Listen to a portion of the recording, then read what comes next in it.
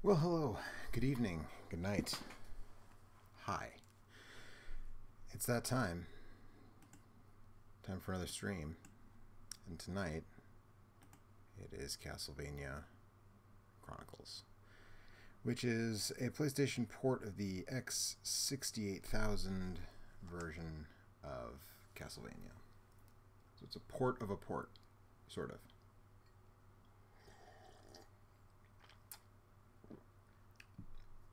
We're going to hang out for about an hour tonight. And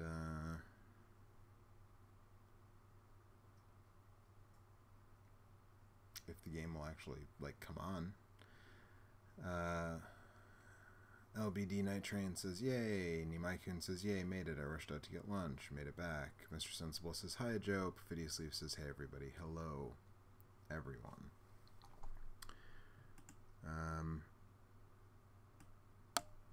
I don't know what the problem is. Well, looks like did my TV go off? No. You seem pretty quiet, man. I don't know what to tell you. Mic's turned all the way up in OBS, so it's the same as it usually is. I don't know why I'm not getting any image on my TV though, or on stream. That's bothersome.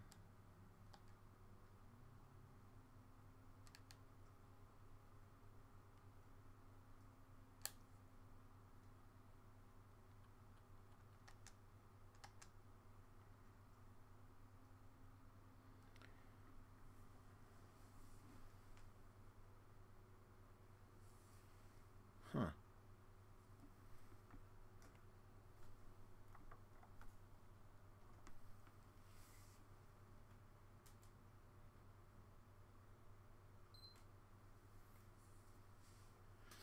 I don't know. I don't know what's going on. It was showing the menu without a problem. And it was like as soon as I started the game, it got weird.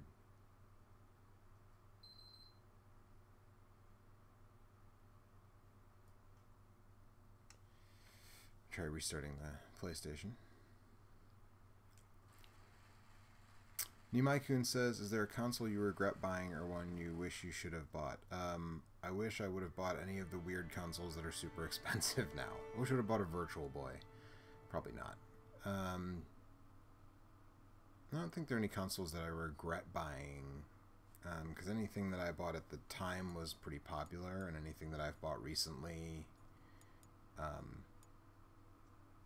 Okay, so I was playing this version of Ghosts and Goblins the other night, and that was working, so... or Ghouls and Ghosts, I should say. The other night, and that was working fine, so I don't know why Castlevania Chronicles is being weird, but let's try this again.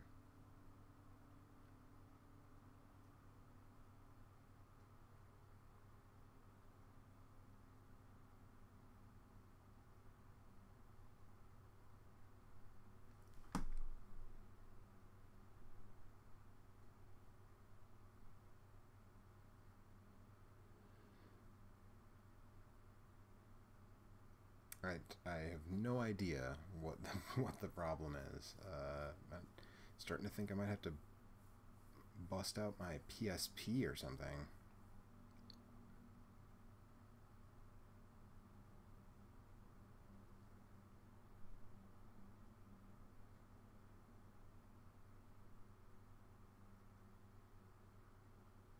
Like, seriously, what gives? Okay, give me 1 second. I'm gonna check something here. No signal.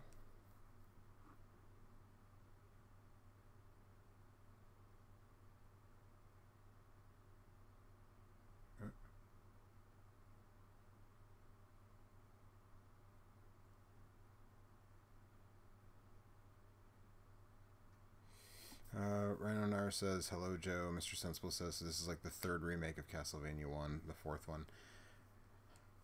It's the third remake. The versions for the MSX and the NES were sort of different from the word go.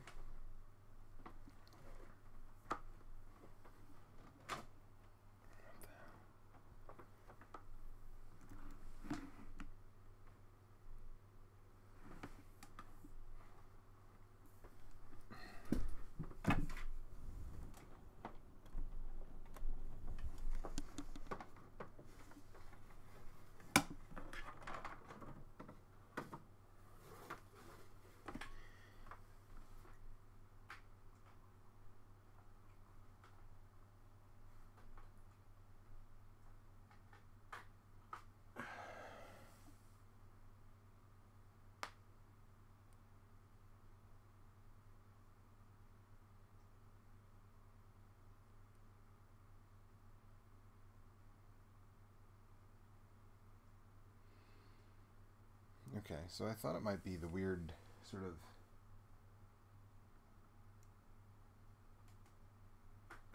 convoluted way that I have everything hooked up here, but that does not seem to be the case.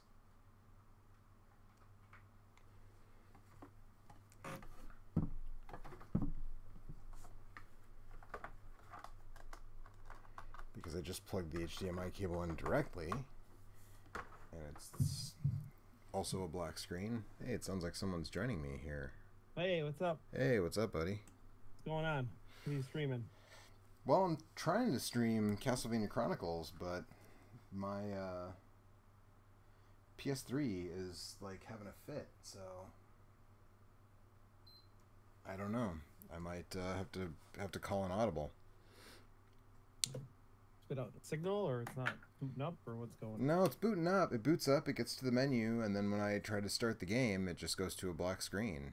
And I was like, maybe it's I have to use an HDCP stripper to get my PS3 to go through the capture card without being all janky, and I thought maybe that was it, but I just plugged it in directly from like HDMI directly to the TV, and it was still. Well, if the menu works, it should spit the game out too. Right, you would think, unless it was in some weird resolution. Weird with their HDCP stuff. Right, but yeah, as you say, it is showing. And I've done a couple streams of it in the last 2 weeks. Yeah. And Weren't you playing Resident Evil on that? Yes. No, that was on my PS2. I played Ghouls and Ghosts for the super graphics on it, and I played I don't remember, I played something else on it. Let me see if another PS1 game works, I guess. Like, let's see if what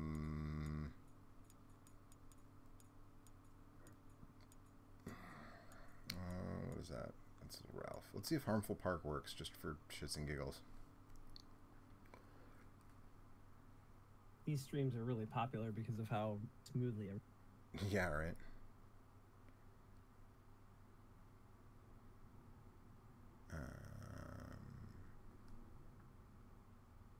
You know what? I wonder if this is weird, but try something here.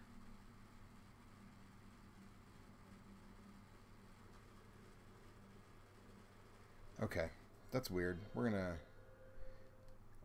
quit out of this. This is the weirdest thing I've ever come across. And I thought it only happened for video streaming stuff, but apparently it's for PS1 games too. If I try to watch MLB Network or HBO or YouTube or WWE Network, whatever, I have to press the eject button on my PS3 for it to actually start the program. I have no idea why that is. And it hasn't done that for games yet, but apparently now, if I start a PS1 game, I also have to do it. It's working now. That's so weird. I don't know why. Give me that full screen bullshit. No smoothing. Trying to stretch out some PS1 games. What's wrong with you? Okay, there we go. So I don't know why it does that. I don't know why. I've never modded my PS3. I haven't done anything to it. It just is like, I don't know. I just have to press the eject button for it to work. Look, a spider. Oh, 2 spiders. Oh, shit.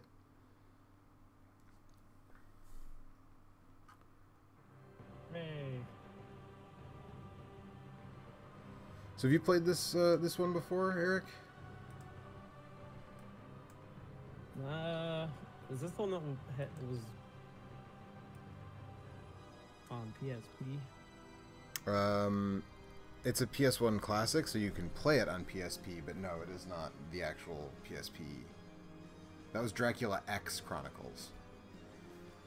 That's a different thing. That's the one that has Rondo on it? That's the one that has Rondo of Blood on it, yeah. Okay, I played that one. This is a port of the X68000 remake. Let's see here. Perfidious Leaves. Yeah. Perfidious Leaf says, "Hey Joe, have you played the Resident Evil remake?" I not only have I played it, I did an episode on it like 7 years ago. Pretty good game. Yeah, that's a pretty good one.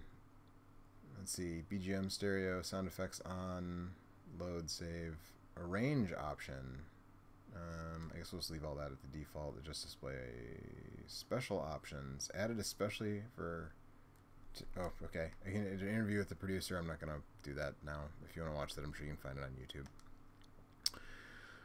YouTube. Mediocre says Chronicles is a great game. I have it on my modded PSP. LBD Night Train says same, minus the modding. Leaguesy says hi. Hi. Mr. Sensible says spiders making out. Spooky.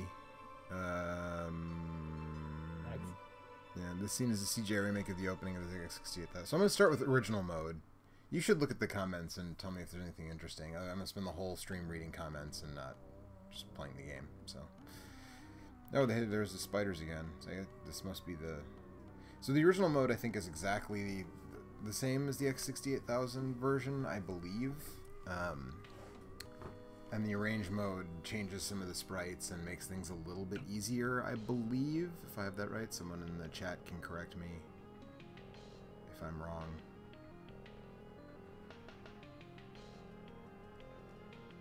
Oh yeah, so that was literally just a CG, like a bad CG version of this cutscene that we're seeing now, been rendered in glorious pixel art.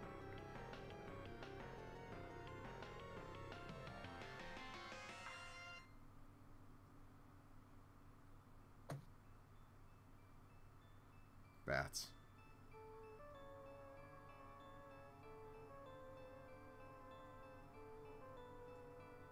Castlevania. There's a sound test. But I'm just gonna get to the game.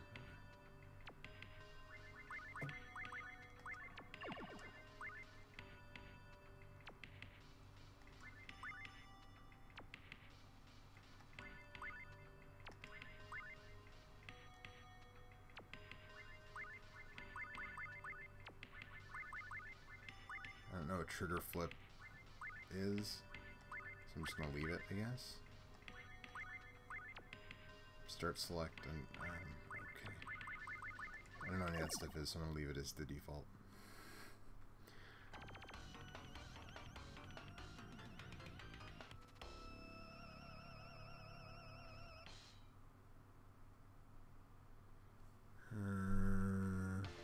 Let's see.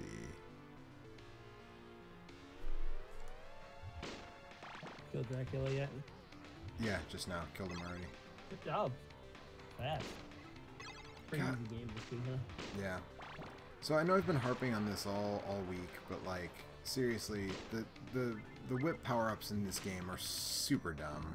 Like there's no point. You get them so fast that there's no reason to withhold them at all. You should just always have a fully powered whip. You have to collect 8 hearts first. I don't think you have to do anything. I think it's just like a certain number of candles in, you automatically get, you know, whatever weapon.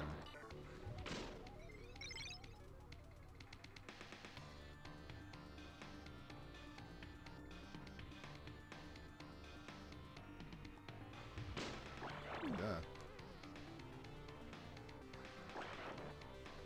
Still can't jump on or off the stairs. As ever.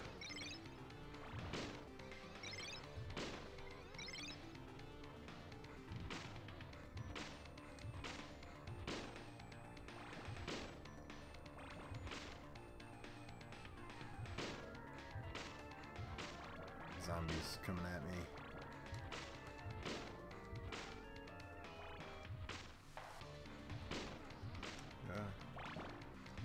What have you been? You been a good again? I did. Kurt and I went and saw a... Oh yeah. What you guys? What did they show? Well, so because they sold out, they added a 4th feature. So it was a quadruple feature at the Alamo Draft House. And we saw... let's see. We started with Fall Break, perhaps better known as The Mutilator. Yep. Which I knew only through its cover art. Which is...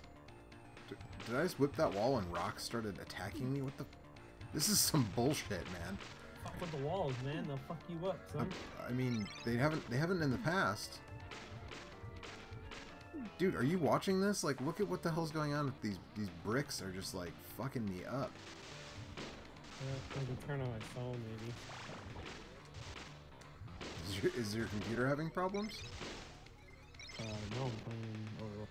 Oh.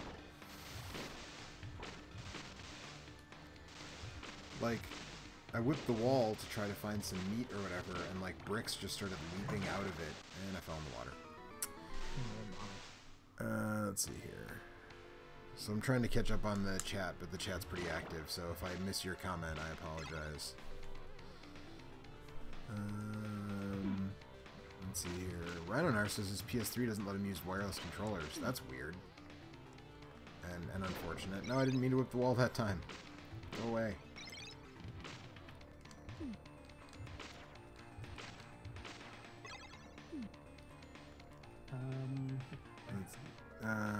Yeah, what are those gargoyles or the things that are coming out of the walls? They kind of look like the Flea Men a little bit. I mean, they look like Right. There's like a little gargoyle thing in I think it's purple though instead of brown. Yeah, but not from when you whip the wall. It doesn't just like leap out of the no. wall when you break open the bricks, you know. Let's see here too. Oh boy, there's a lot of chat, Joe. Yeah. Like it.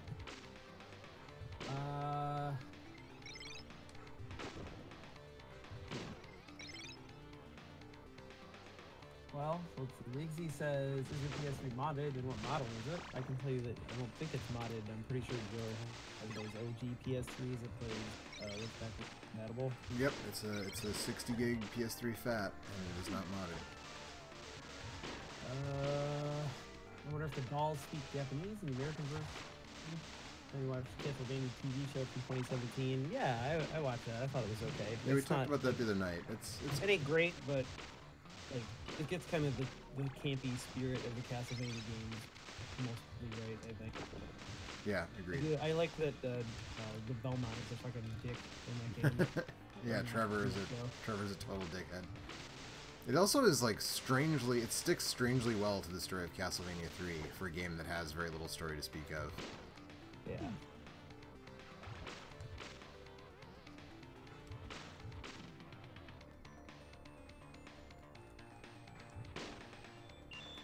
Oh, this game drops room clearing items when like there's nothing in the room.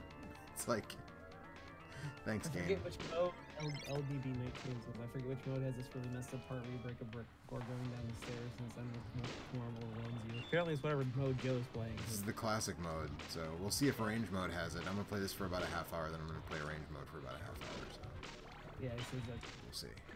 Leezy says, remember Castlevania 64? I was really looking forward to that, but it turned out to be shite. Yep. I had a friend who was way into that game. That and Quest 64, he didn't have a PlayStation, so he was pretty much just playing N64 games, and I dreaded going to his house to play video games because he always made me play just absolute trash. Does he still... We either played total trash, or we played like Ken Griffey Jr. or like, you know, the wrestling games. They were all very good. So I just played a ton of wrestling games with Ken Griffey Jr. and tried not to let him talk me into like taking turns in Castlevania. Poor man. Quest 64 was people who got stuck with only an N64 trying to convince themselves that that game was good. It's not. It's not good. No, it's a not. bad game. Yeah, it's a real bad game.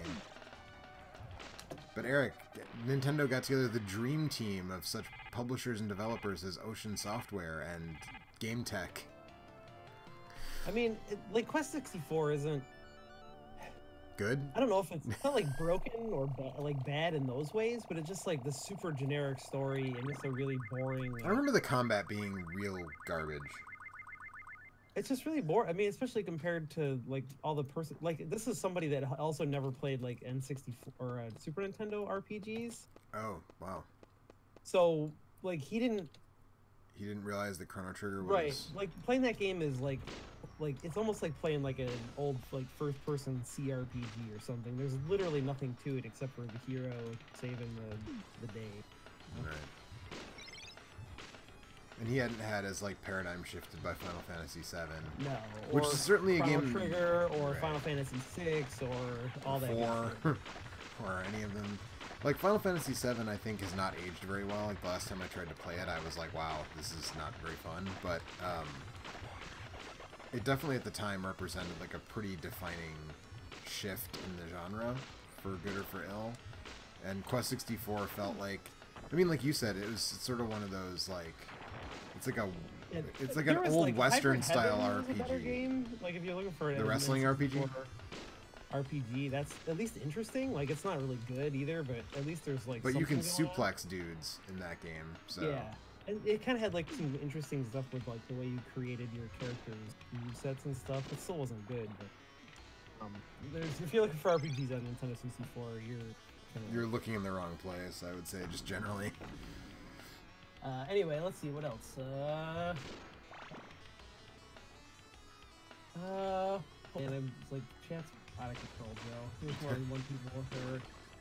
Don't like it.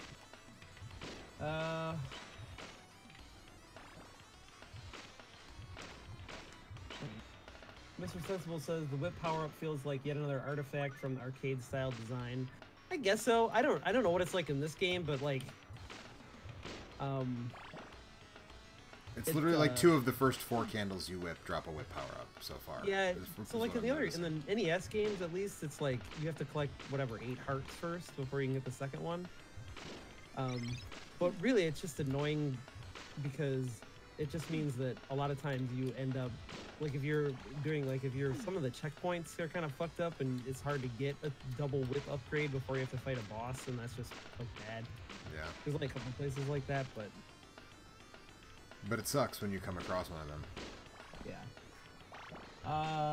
The garden part is wretched to say the least, but I liked it in the end. That's cute.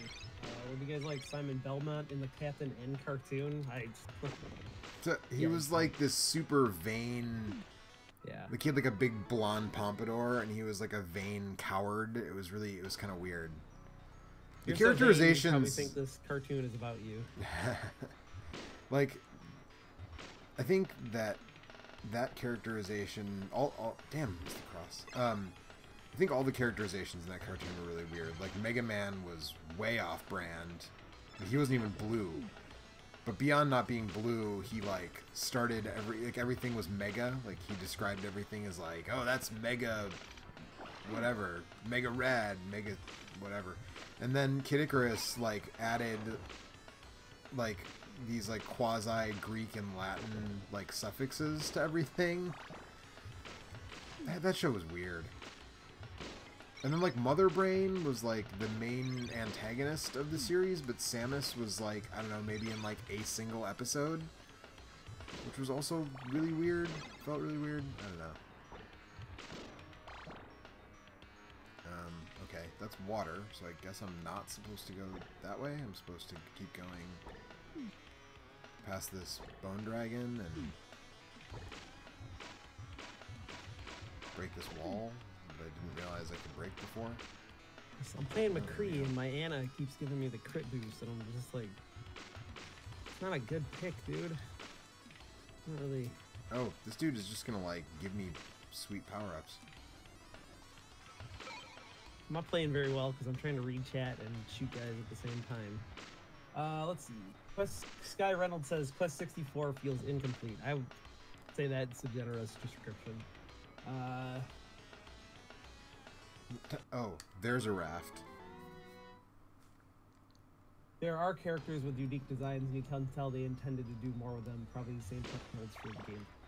I mean, maybe that seems like kind of a stretch, but I do agree that there are like things that seemed like they were supposed to be, like party characters that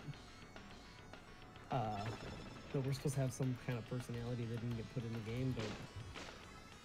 You can only judge a game by what it is and not what it potentially might have been had everything all gone perfectly. Right.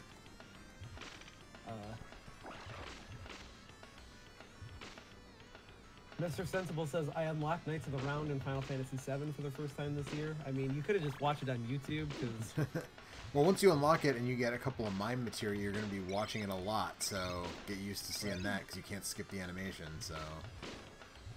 Right, well, that's what I mean, is it really is, it's very effective, but the animation takes so long that I don't think I ever use it. Man, I remember... So my friend had it, he wanted me to help him beat Final Fantasy VII, and he had it, and every time he would cast it, it would, like, screw up the vertical hold on his TV. And so he would cast it, and then we would have to, like, turn the TV off for 20 seconds while we waited for the animation to finish, because otherwise the whole thing would go fritzy. It's kind of amazing, actually.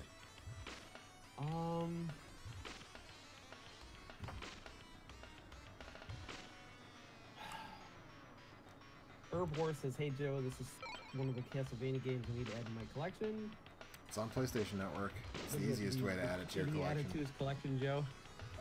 If for like $6 on PlayStation Network, yes. For like $80 for an actual disc, no.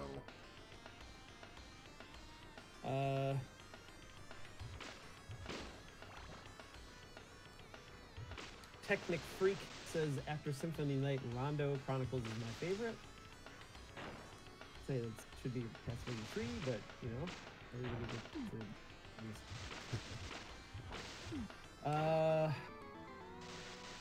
that was ridiculous. Samus was never in the cartoon. Okay, she was never in the cartoon. Well, but yeah, Mother Brain was. Yeah, that's weird. That Mother Brain. That's even weirder then, because I thought she like popped in on an episode or two, but I don't know.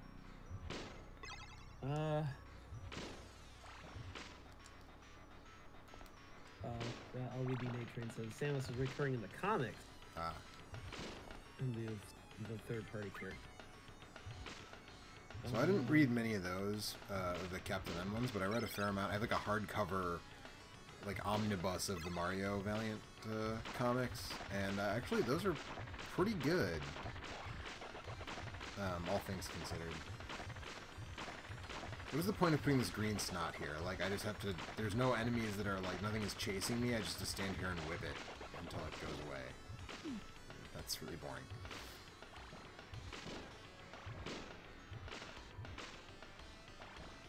But, you were asking about what Kurt and I did yesterday. I only got started... I'm not done reading chat yet, man. Okay, alright.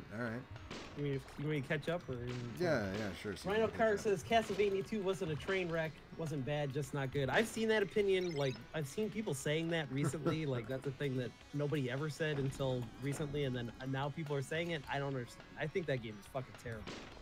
It's, the world design is horrible. Yeah, I mean, the only good thing about it is that it plays kind of like a Castlevania game, but...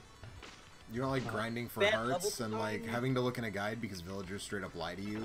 Yeah, but I mean, and then walking through the walking through the castles by throwing throwing a bottle of water every step. Water fucking sucks. Take a step, throw a bottle. Take a step, throw a bottle. Yeah, that stuff sucks. There's also like having to time the jumps on the on those block jump things really sucks. Oh, going over the lakes and stuff. Yeah, it's just not really fun. Having to grind for hearts to get garlic and steaks and things to finish it. Like all the bosses the bosses are all super easy to beat, and like I don't know. Soundtrack is super good though. Yeah, I mean, it has 2 songs on it. It has like 2 good songs. Yeah, I mean, I guess they're the only 2 and they're both good. Which is that is true, but also that's not enough music, dog. Barkerville's a great tune though. I don't know. I don't like that game very much. I don't think it has many redeeming qualities whatsoever. But everybody can like or dislike whatever they want. That's fine. Let's see.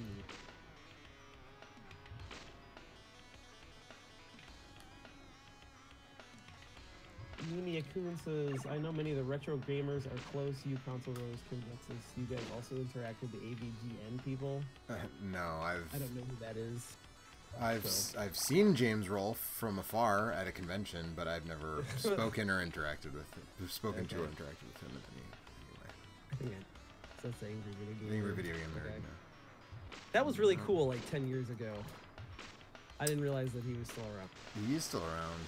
Yeah, he doesn't put out stuff nearly as frequently, but he's definitely still around. I don't know. That's one of those early internet things that was cool back then that probably doesn't quite hold up like you would like. Some of it does and some of it doesn't. I think the thing that the criticism I have is not really of him, but of like a whole bunch of people who didn't get that what he was doing was supposed to be a joke in the first place, right? And so there's a bunch of people who like thought he was being sincere and then started doing the same thing on the internet, but without any sense of like humor or irony. It was just like unironic, like every game is terrible. And it's like you're doing the thing that a comedian did, except you're being sincere about it. Like the joke is supposed to be that someone would get this mad about video games. That's what the joke is supposed to be. But some people missed that.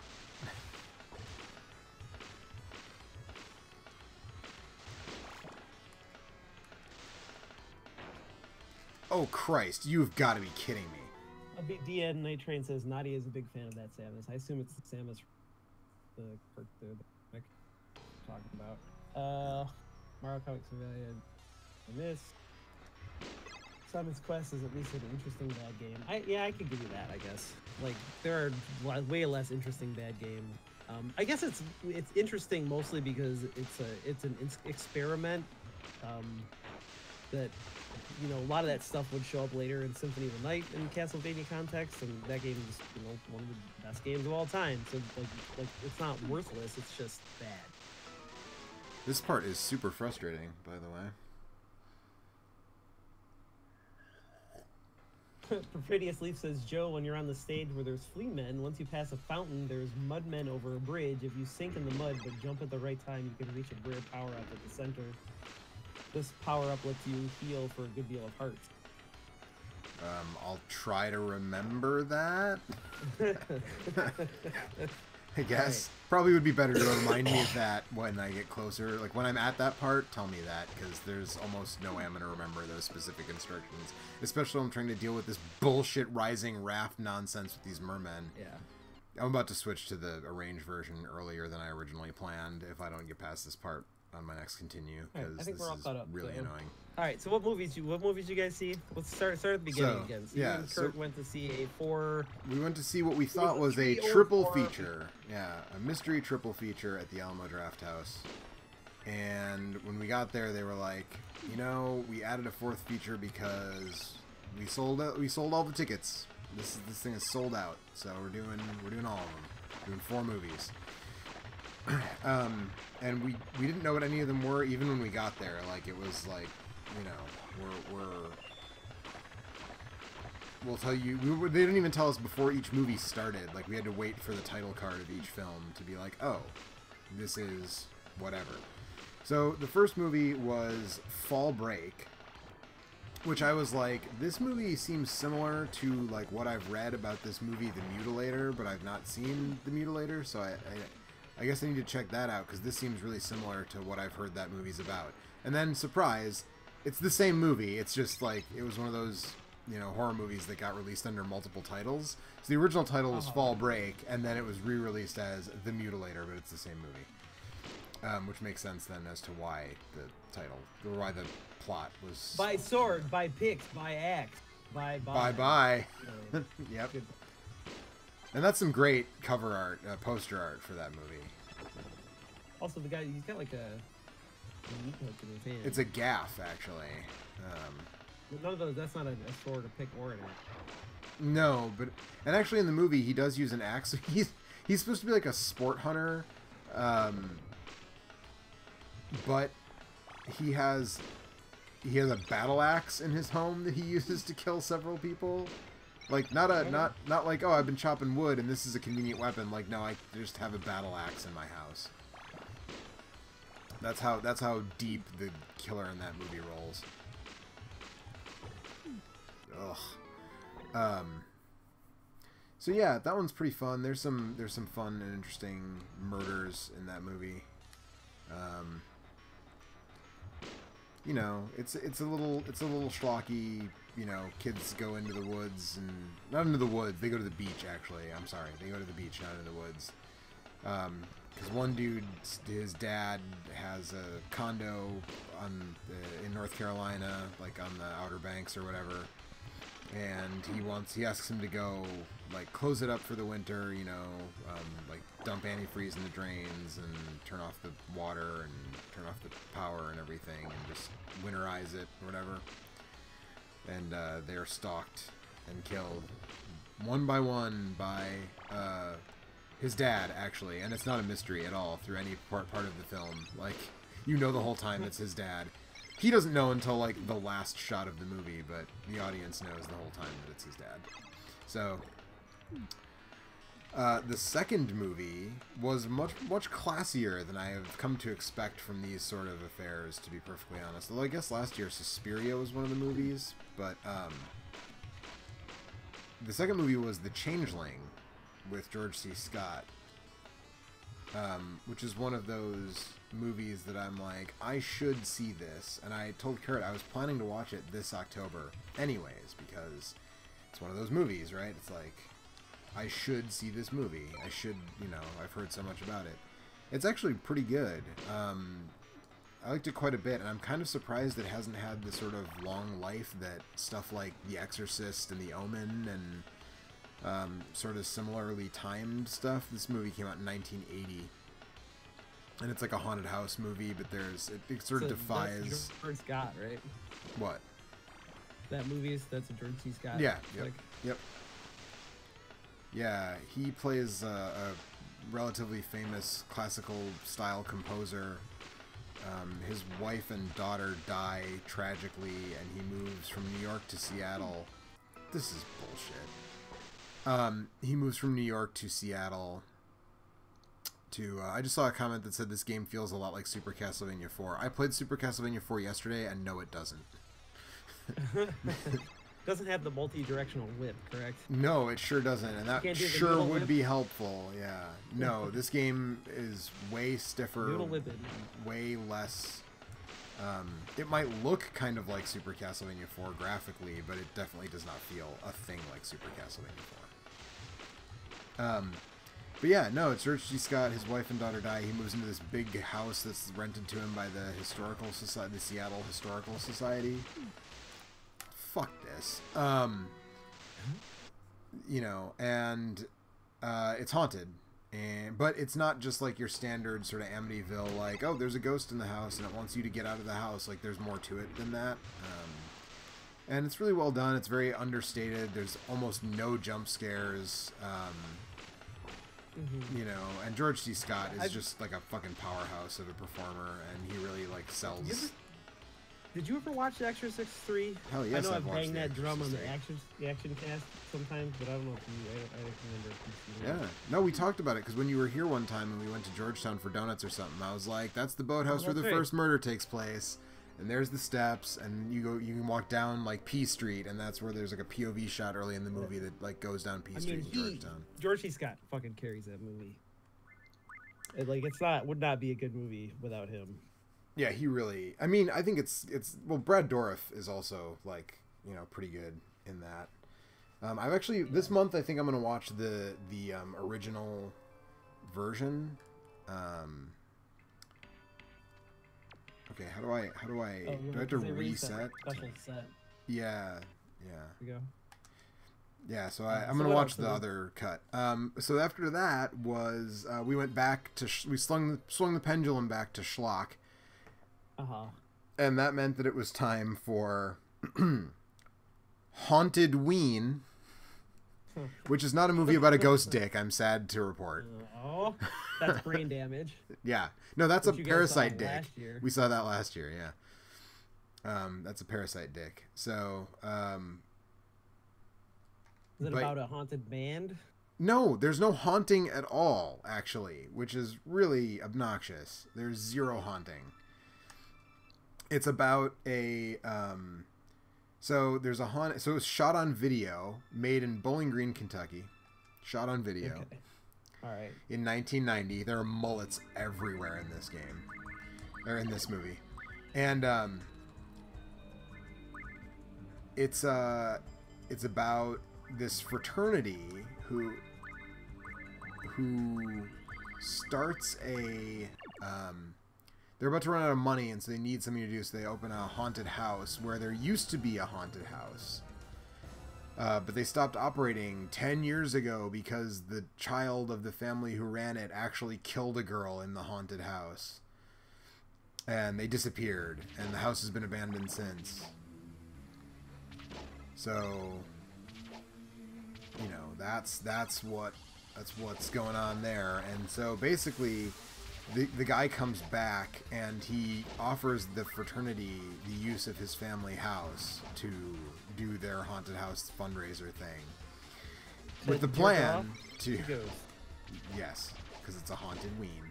No, with the express purpose of then building an extra room in the haunted house himself, where he's actually going to like execute people in front of crowds, and he does exactly that. And they gave us all free cans of RC Cola because apparently this movie was sponsored in part by RC Cola. So there's a bunch of scenes where like people are very conspicuously drinking RC Cola. That's good. I like that. Yeah, it's not a good movie, but it's a good movie to watch in a theater full of people, if that makes sense. Okay. Like, if you watched it by yourself at home, you probably wouldn't... You might have some fun with it, but it's really enjoyable to watch in a room full of people who are all laughing at, like, the terrible acting and the ridiculous, like, kind of bad makeup effects and, you know, all that stuff. So that was kind of fun. And then the final movie was Lucio Fulci's Zombie, a.k.a. Zombie 2, a.k.a. Zombie Flesh Eaters. You know, honestly, that was one I'd never seen before either. I mean, I'd seen the eyeball torture scene and stuff. Yeah. Right? So, but... Damn, dude. Honestly, didn't do much for me. Like, the first two acts are super slow. It's pretty slow. Yeah. Yeah, it's really slow. It's a Lucio Fulci movie. It's pretty slow. Got that. I mean, if you've seen the eyeball scene, you know, that's like the thing in that movie. Just kind of like the Beyond has a couple of things in it, and then the rest of it's kind of slow. But the Beyond is at least, when it's at least slow in like a fun, weird, bizarre way. This movie is slow in like a pretty pedestrian zombie movie way. Like, it's just like, I'm learning about all these characters that I guess ostensibly I'm supposed to give a shit about, but like I don't, because they're characters in a zombie movie. So like, whatever. I don't know. I thought it was fine. The third act rules. That's where the zombie and the shark fight also, right? That yes. One? Yeah. The girl who goes scuba diving basically naked. How dare you? Yeah, I get the sense I'm in, but Kurt agreed with me. Kurt was like, yeah, it was really slow moving until the third act, when all of a sudden it's like, barricade ourselves in this like church/hospital and fucking start throwing Molotov cocktails at zombies. Like, then all of a sudden it's like, oh, okay, now we're in business. But the early parts of that movie really just, it kind of shuffles its feet and gives you like one zombie attack every like 30 minutes just so you don't, I guess, turn it off or leave the theater, maybe. I don't know. But the eyeball scene is fucking great. That's a hell of a makeup effect, especially for 1980 or whatever. Yeah. Yeah. It's brutal. Yeah. So that was it. So we're going to the other local Alamo, because there's now an Alamo in Woodbridge, in 2 weeks for another triple or maybe quadruple feature. That is a mystery, and we were told that we were told in advance that, you know, yes, this is going to be a different, a whole different slate of slate of movies. So, okay, you know, I'm interested in that. Tonight I watched Apostle tonight, and do some chat stuff. Yeah, do some chat stuff. Then I'll talk about Apostle a little bit, but Apostle's new, so I don't want to I don't want anybody watching who might be thinking about watching it. Yamiya Kun says, "Who is the best, Belmont, Simon, Trevor, or Richter?" Trevor. Next.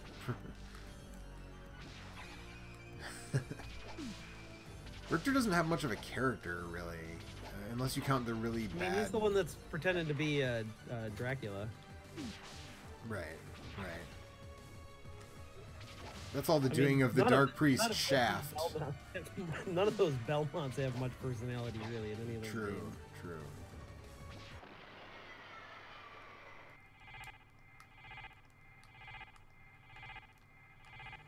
I mean, by the end of Castlevania 2, Simon has the best whip. But... That's true, because it's just fire, right? That's the last whip you get, is the fire whip? Is that right? Yeah. Richard Belmont, the historian, says card freak. Rhino Car says Centipede is my all-time favorite arcade game. I don't know what prompted that, but yeah, Centipede's fucking dope, man. Yeah, and the thing with Centipede is that you really have to play it in the arcade because without that weighty trackball, it's not. Yeah, it's not just any trackball. It has to be the Centipede trackball. Right. It's like a fucking pool cue ball. It like got stuck in that arcade machine. Yeah. You could put it in a towel and smack people in the face while yelling, "Anybody seen Richie? Anybody know why Richie did Bobby Lupo?" Let's see. LBB Night Train says, part of the music here reminds me of Doom. That might have been a while ago. I don't know. The music's awesome, though. SCIV is better. Mr. Sensible says, oh, this game feels Super Castlevania 4, I think, is... This I meant visually, yeah. I agree with that. Yeah, visually it is. I haven't played this one, but if it doesn't have the noodle whip, then... It does not feel... It feels way more... It feels like a slightly faster OG Castlevania, but it does not feel like... Super Castlevania 4 feels like no other game in the series, really, and this does not feel like that. This feels more like the game that it's a remake of, rather than the other remake of that game. But yeah.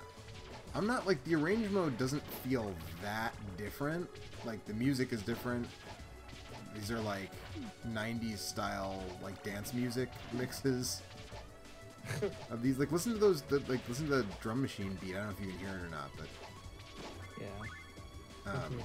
I can't turn it on because then I have to listen to them talk. Right. Any good scene, man. But there's like a... LBP Night Train says, I think the this one music. is the NES Castlevania with upgraded graphics and sound. It's the, what is it, the 6800? X68000. Port of the original Castlevania, so right. Kind of, correct, yeah. right.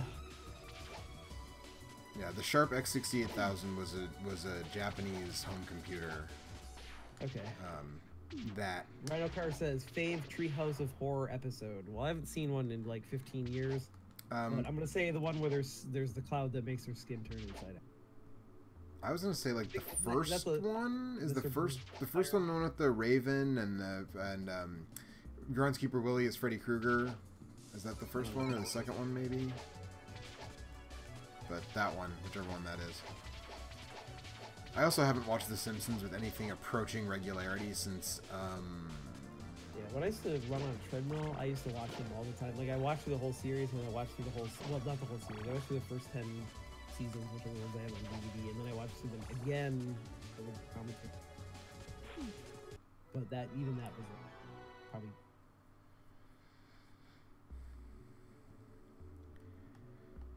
Yeah, so the one with Mr. Burns as a vampire is also the one where Homer sells his soul for... Oh yeah, and Homer sells his soul, right. Yeah. Yeah, Forbidden Donut. And then there's a parody of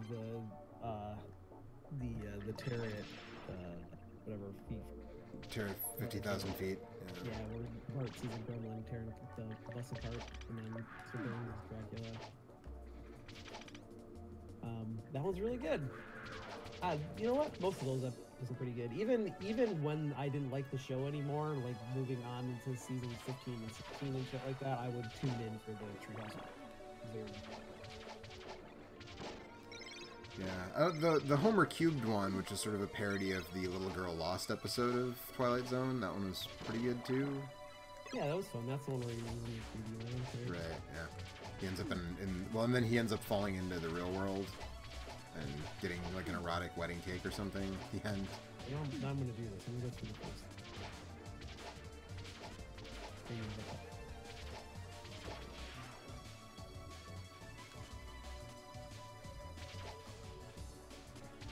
Yeah, first one is the house. Oh yeah, the Amityville parody, right? Aliens with the How to Cook 440 Humans. Right, that's the Twilight Zone. A lot of those are Twilight Zone parodies, aren't they? There's a lot of Twilight Zone parodies in that show. There's a lot of Twilight Zone. Because that's a parody of To Serve Man. Twilight Zone episode To Serve Man. That was all the segments of the first one? Yep. I think there's 3 in there.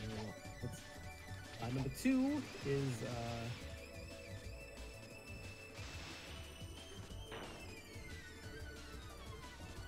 the monkey's paw.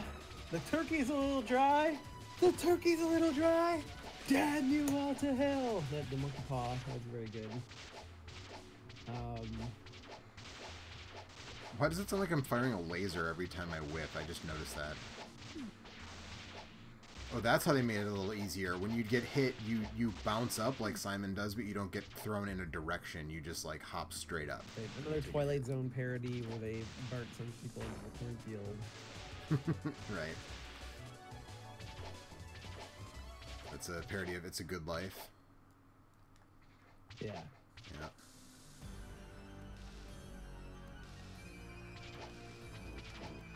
Let's go up. Yeah, number 3. The evil crusty doll. Also a Twilight Zone parody. Twilight Zone parody. Yeah, King Homer, where Homer's King Kong, which is a great looking one. I don't know if I love it that much, but. And was the inspiration for a level in Bart's Nightmare on the Super NES. Dial Z for zombies, which is really great. Zombie friend plant.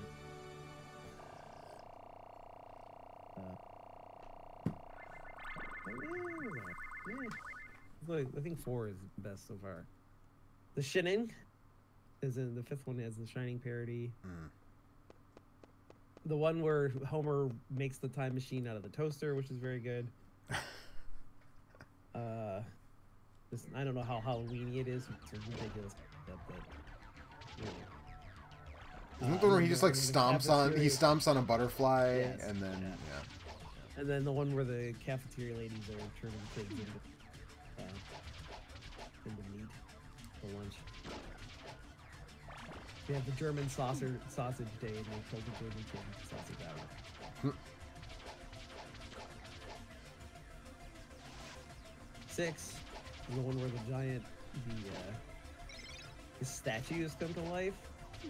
And Paul Anka has to sing. I would have said this one was a later one, but man, this one is the one with the Homer 3D. What else? So it's Homer 3D and all the things coming to life. And then Groundkeeper Willie and the Attacker. So okay. That's 2 out of 3, but I think that the Attacker actually. Did we already get to the I feel like the Raven one was before all this, but I don't remember you saying that it was in one of these already. I don't think so. I thought that was one of the super early ones. No, I don't remember seeing it. Bart and Lisa. Oh, the one where... I'm getting attacked by fucking bubbles here, man. The one where Lisa has a tiny civilization. That's also a Twilight Zone. Yeah. And then the one where King and Kodos win the election. Don't blame me, I voted for Kodos. Yeah. We call Mega Man. There's a ska band from Madison, Wisconsin called I Voted for Kodos. Where Homer is the Omega Man. I don't remember that one. This might be around the time when I stopped watching The Simpsons with any degree of regularity. Fly. Easy Bake Coven, which is Lisa and the Witch Trials. That rings a bell. Okay. Oh right, this is Snake. What's the name of that? There's been a couple of different movies where somebody is murdered, where a criminal is executed, and then like his spirit inhabits somebody else. Well, Child's Play is. No. It takes over actual people, not dolls, but it's what's the There's Eric Bryan one. Not right? Stir of Echoes. That's the one where Kevin Bacon digs up his basement or whatever. Fucking. There's one with. There's one that Denzel Washington. Fallen? Is that what it's called? Yeah. Right. Denzel Washington's a cop chasing a serial killer, but it's not a serial killer. It's a demon possessing different people or something, right? Is that it? Yes. That's Fallen, right? What's the one? Okay, I feel like I confused that with the one where Bill Paxton and his sons are serial killers who are doing the Lord's work or whatever. Isn't there one where Brian James is like something similar also? Probably. Love Brian James, man. That guy's great. Yeah. He's one of the crazy Cajun motherfuckers in the Southern Comfort. A movie that is definitely about Vietnam. Might even be an Albert Ryan movie.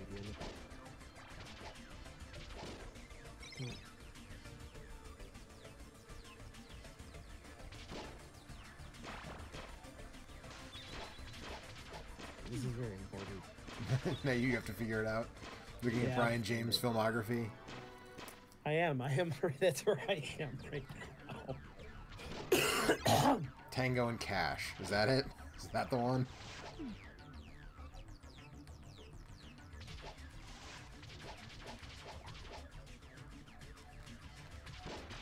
These like murderous caterpillars are really annoying. Anyway, I know there's at least one more. I'm pretty sure. Alright, let's do... Did I do 9? I don't remember. Ghost Dad. Homer is Ghost Dad. No, you didn't mention that one yet. I don't remember that one though, so I no, I don't think I remember that one either.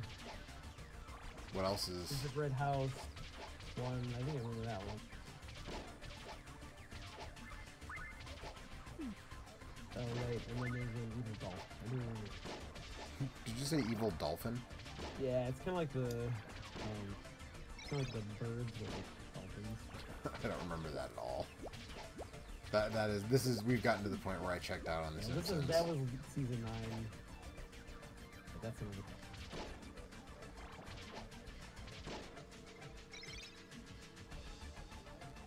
Because I thought I stuck with those after...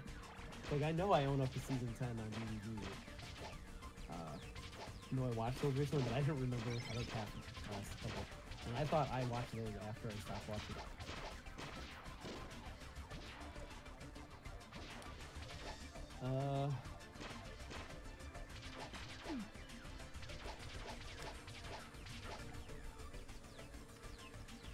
Mr. Sensible says, it's like the Twilight Zone was hugely influential. Right. The early episodes of The Simpsons.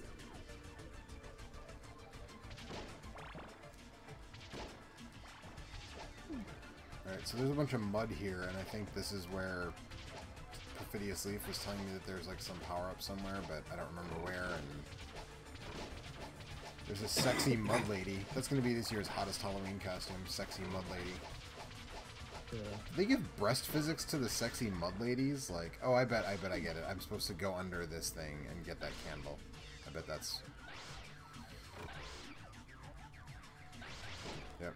Except the power-up drops through the mud, so I didn't get it. But it's the Laurel or whatever power-up that you can use to heal yourself. Which I had one of those earlier, and I traded it out because it's nice to have, but limits your range of attack. Anyways. Yeah, man, I was...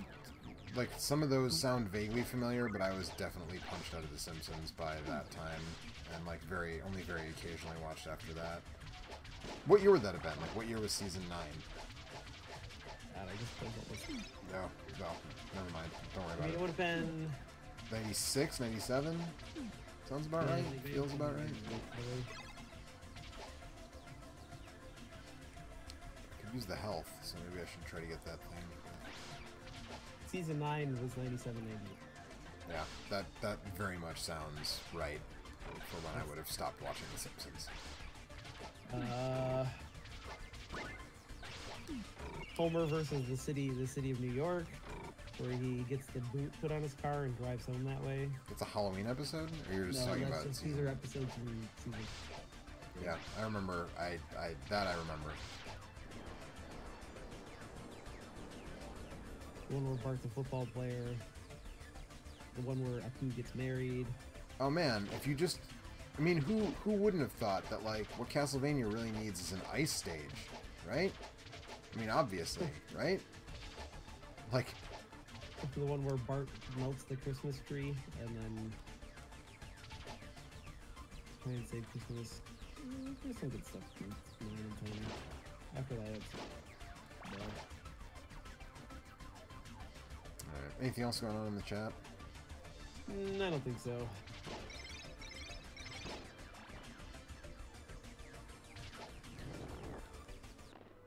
What? What? I don't even know what touched me that killed me there. That was total nonsense.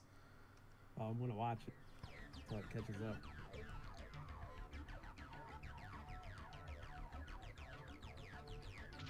You jumped like through the spike, dude. Did I? How come I didn't react when I hit the spike then? I don't. You were dead but moving. You were like jumping. You don't die until you land.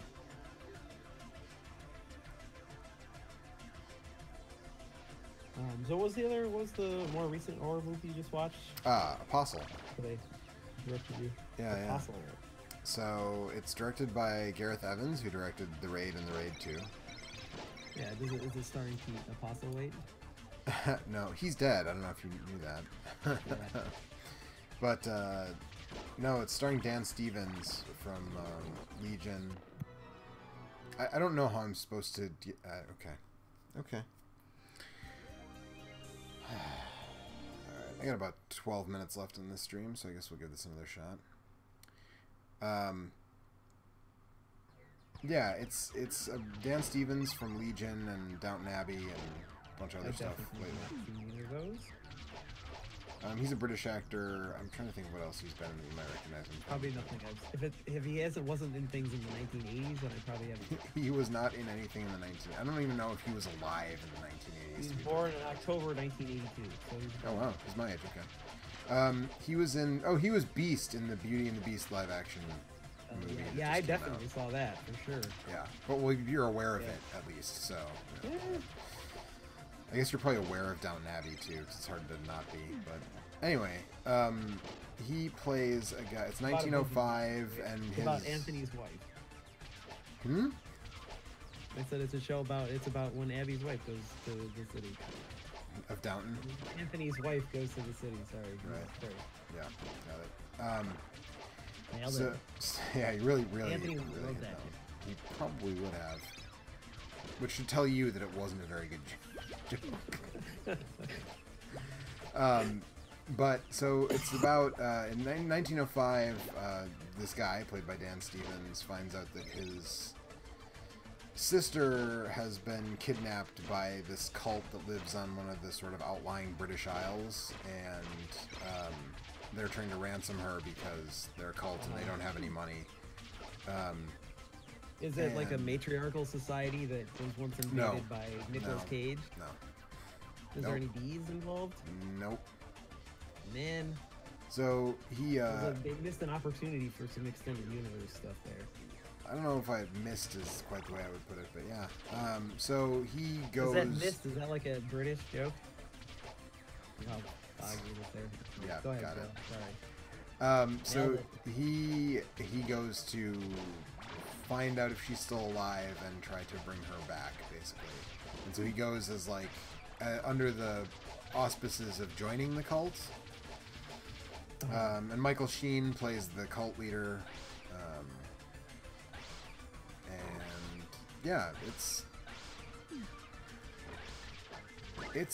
different.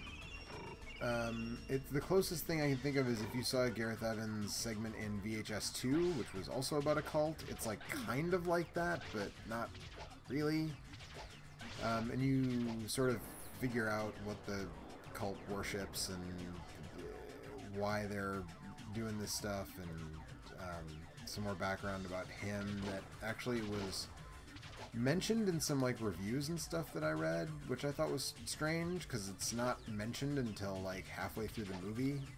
And I like in like some synopses and reviews it was just like, oh, his character is blah blah blah, and I'm like, that's weird that you would mention that in a synopsis, because it's not a piece of information the audience is given until quite a ways into the film.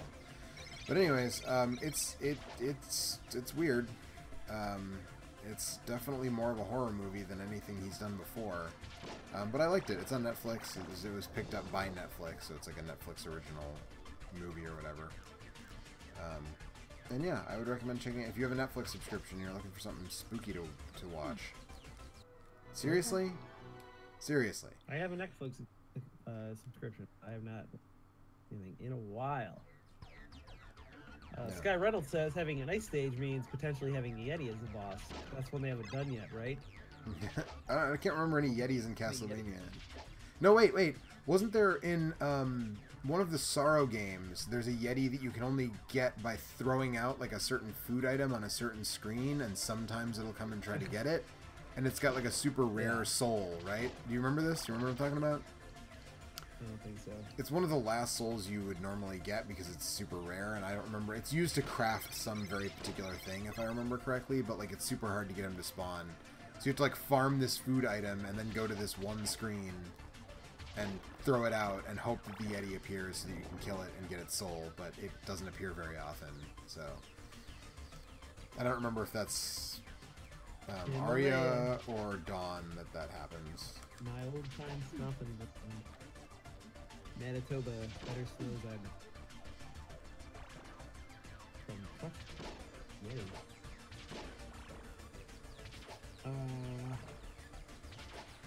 Apparently that guy is going to be in the new Call of the Wild Advanced States. Oh. Huh, interesting. Based on the Jack London novel of the same name, I assume. Yeah. He's going to play the guy that beats the doll. So, I hate that guy. Yeah.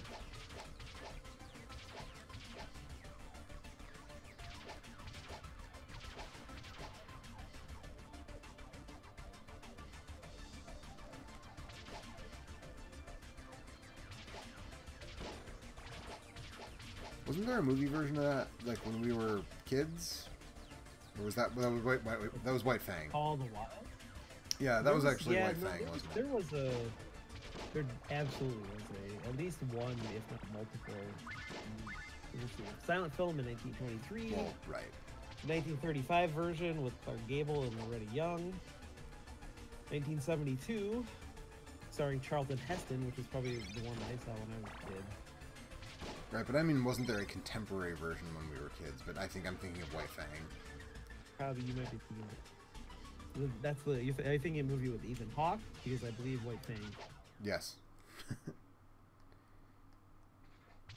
I mean, White Fang is also a Jack London book, so. Right, exactly. That's what I'm saying. So, man, I hate to disappoint everybody, but this guy is just a wizard, not a Yeti. So. Well, it could be a Yeti wearing wizard clothes, you know. Well, I just killed him, and he didn't turn into a Yeti. He just blew up. Turn into a Yeti for a second. Oh shit! He'd flip a car over on you for your beef jerky.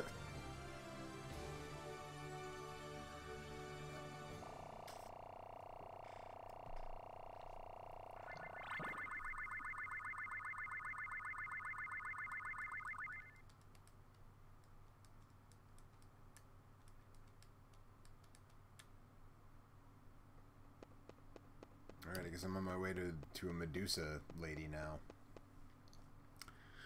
You know, there are a lot of video games. What big video games have had a Yeti in them?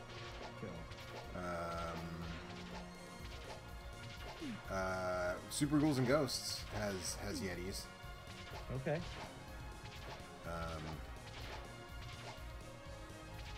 Let's see. Castlevania, one of the Sorrow games, maybe both of them, but you know, the one that I was thinking of a minute ago.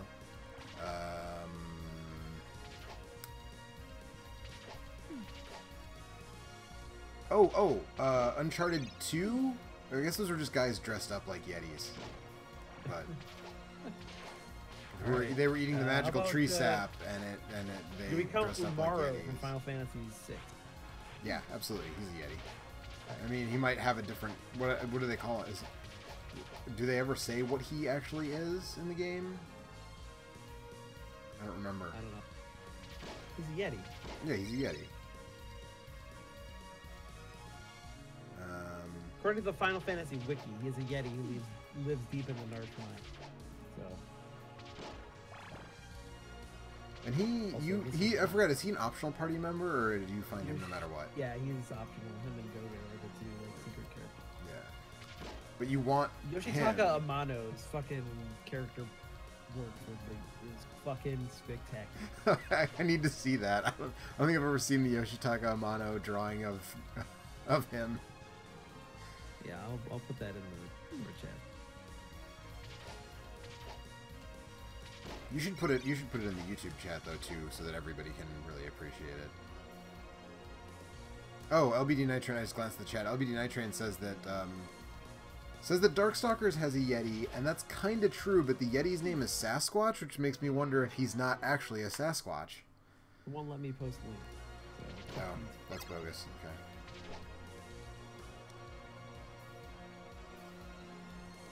But yeah, I think he's supposed to be a Yeti, so I'll go with that, even though his name is Sasquatch, which is weird. Although, I guess, like, a Sasquatch and a Yeti are sort of like cousins, right? Theoretically? Like, a Sasquatch lives in, like, the North Woods, and a Yeti lives in the mountains, but they're, you know, similar. It's like penguins and polar bears. I was thinking it was more like polar bears and, like, brown bears, but, like, sure.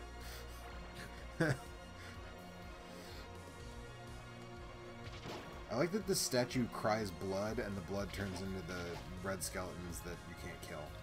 That's kind of a dope touch, actually.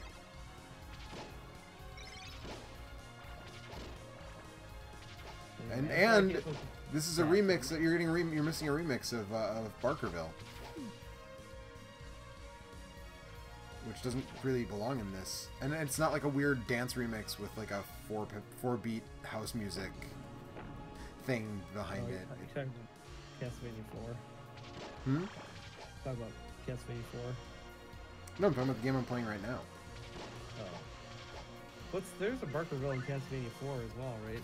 I believe there is, yeah. Oh, the squishers don't squish me in one hit in this game. That's convenient. They probably do in the X68000 version.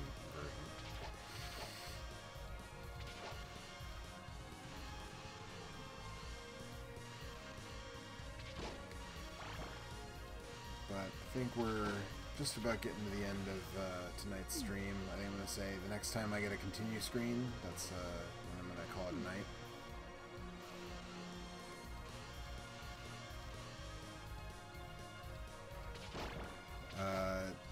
Just again, I'm just glancing at the chat, and I saw something about no WCW video games had the Yeti.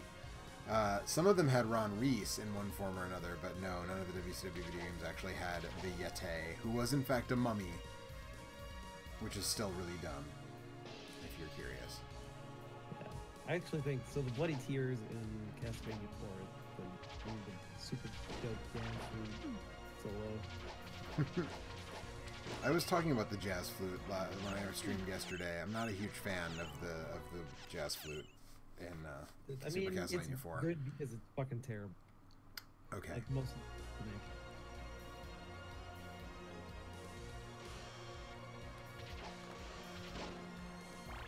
I mean, that's not a bad Last Night.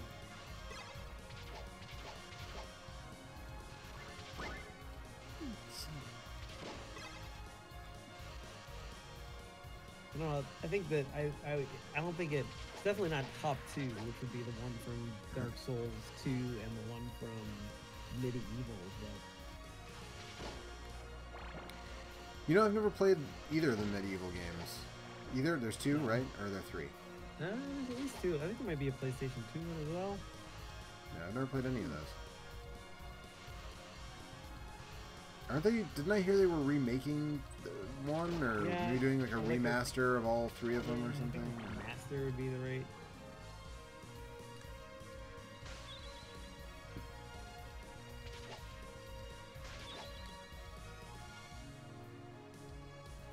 It was a fun platformer back in 1998 or whatever.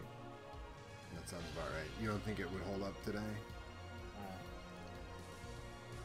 A PlayStation, a PSP. There was a PSP remake called Medieval Resurrection. But that was actual a remake, not. And then there's a remaster for PlayStation 4. Why is that snake humping that cross? What's going on? Because it's like.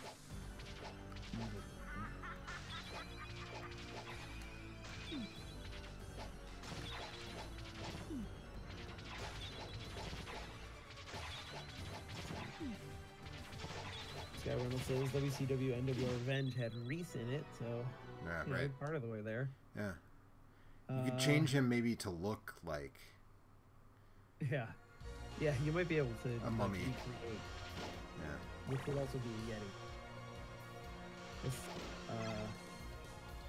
JD Sir 2693 says, yeah, that version sounds like the one you hear while grocery shopping. LOL. I've seen it referring to the version of Bloody Tears from Super Castlevania 4. Yeah. That's a well observed. Yeah. Yeah. Absolutely.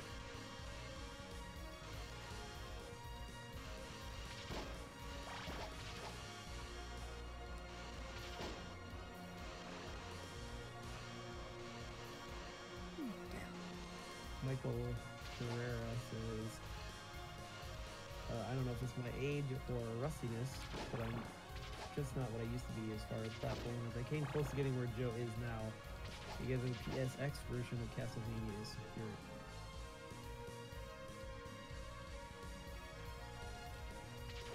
Wait, this is the PSX version of Castlevania. I'm not sure. Wait, that character is Simon? I thought that was a woman. Nope, that's Simon.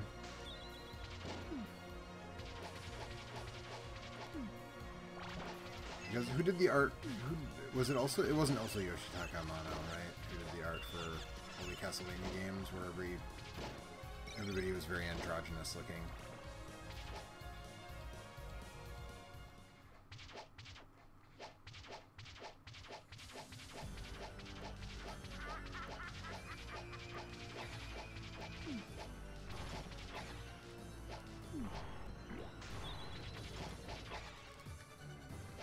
Yeah, this is essentially the PSX. It's the X60. 68,000. Oh yeah. That was and then again, it's also rumored Castlevania 4 is the SNES version of the first, not a sequel. I mean, that's not a rumor. In Japan, it was just called Castlevania, or it was called Akumajo Dracula. I don't know. The U.S. team put 4 on the end. It is a remake of the original. Mr. Sensible says that's a rumor. Fair enough. To me, it's significantly different enough that it doesn't really pass muster as any kind of a remake. But I mean, the Resident Evil remake is significantly different than the original Resident Evil. More identifiable because it still is like mansion shit. I don't think Castlevania 4 you didn't even start in the mansion, right? No, you start outside. You have to go through the garden and stuff. You also have to go through. There's like 2 screens worth of garden in the. Oh, whatever. Come on. In the original Castlevania. Let's see. I'm gonna call it a night here, so I'm also reading the chat now. LBD Night Train likes how this version of Simon looks like he's boogieing down to the music as he walks and climbs the stairs. I actually think his walk cycle is really awkward because the 2-frame like hunched over walk cycle worked really well in 8-bit, and it was Belmont fine. With an awkward walk cycle, yeah. I know. What the no way, man! They never do that. Michael Garris says it can be a confusing series, all of the Halloween films. Yeah, well, I mean, we're about to get the 3rd film just called Halloween. For some reason, even though it's a sequel, which is a direct sequel to the previous, to the original Halloween. So, yeah. Daniel Portra says this game is exclusive for PlayStation. No, it was originally on the X68000, a prohibitively expensive Japanese computer format. Yeah, this re-release is on the limb. But you can get it like in the downloadable shit, so you can play it on a bunch of different stuff now. Yeah. You should, if you have a PS3, it's really the most cost-effective way to get this game. Yeah, or PSP. Probably a Vita, right? Yeah, I suspect so. I don't know why the PS4 is the only thing that Sony's released that can't play PS1 games for some reason, but like seriously, just program an emulator. You know, I don't know.